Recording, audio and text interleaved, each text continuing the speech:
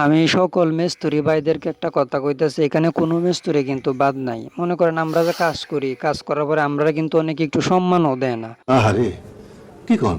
আমরা সরকারের কাছে একটা আবেদন জানাইতাম চাই, আমরা যাতে সম্মান দেওয়া হয় এবং প্রতিদিন বাধ্যতামূলক একটা লিখিত একটা নোটিশ পাঠাইব প্রত্যেক মালিকের কাছে সরকারে। আমরা 11টা বাজে নাস্তা এবং দুপুরের খাবার বাধ্যতামূলক দিতে হইব। তোর সাহস দেখে মাঝে মাঝে আমি অবাক হয়ে যাই। কাজ শেষ হইলে টিহা পয়সা লইয়া কোনো ঘোরাঘুরি করতে না, কাজটা শেষ হইতে টিহাটা দিয়ে দিতে হইব। আর আমরা যে এত রিক্সে কাজ করি, আমরা কি কোনো ভবিষ্যৎ আছে? নাই। আমরা আজকে পড়ে মরে গেলে, একটা অ্যাক্সিডেন্ট হয়ে মারা গেলে আমাদের ভবিষ্যৎ অন্ধকার। আমাদের বউ ফুলাফান মা বাচ্চা এগুলো যা আছে এগুলো কে দেখবে? একবার চিন্তা করে দেখছেন? কেউ কিন্তু দেহার নাই। যারা সরকারি চাকরি করে এরা তো মোটা অঙ্কের একটা বেতন পাই, আবার টেবিলের তলে দেওয়া অনেকে টিহা কামাইলা, আবার দেশটারে এরা ধ্বংস করিলা বিদেশে টিহা পাচার করিয়া। আপনি 10-এ 10 পাইছেন। এখনো সময় আছে, মিস্ত্রি ভাইয়েরা আন্দোলনে নামেন। আমরা কাজ করি যেই বাড়িতে, আমরা তো এহারা দুপুর বেলায় ভাত খা, আমরা কোনো কিছুই খাইতারি না। এই জুলুম সহ্য করা যায়? শহীদানের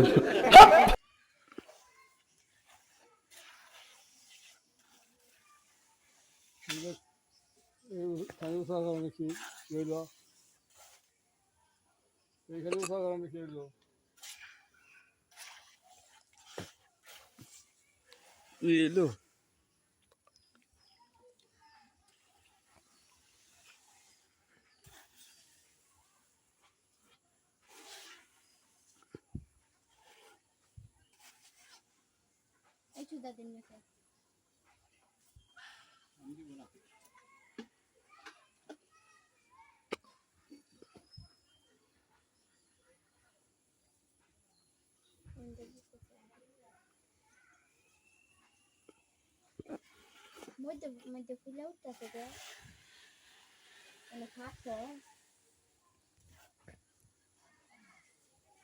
অনেক ফুলে ফুলে উঠতেছে।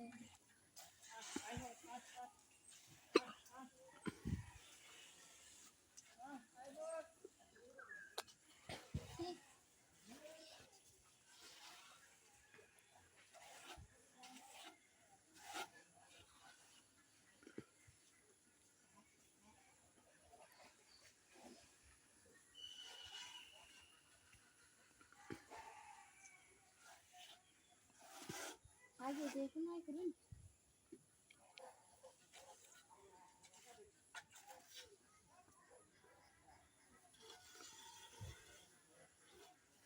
ফুলে উঠতেছে।